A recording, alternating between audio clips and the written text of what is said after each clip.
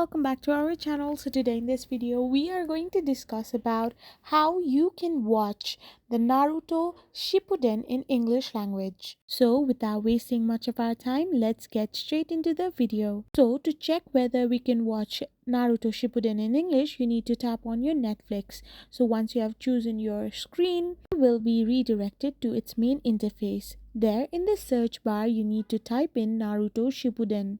So once you have typed it as well, you can find the Naruto series.